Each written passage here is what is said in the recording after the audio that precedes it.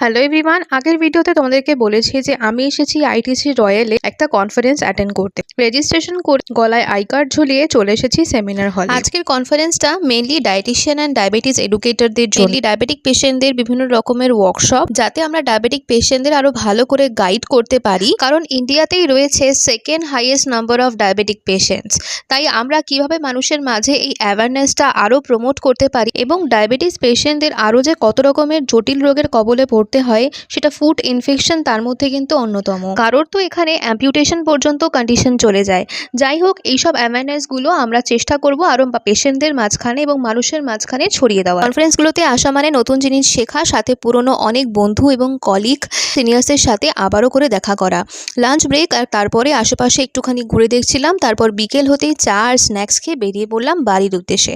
আজকের দিনটা বেশ ভালোই কাটলো। ভিডিওটা তোমাদের কেমন লাগলো জানিও, চ্যানেলটা ভালো লাগে লাইক শেয়ার অ্যান্ড সাবস্ক্রাইব করে কিন্তু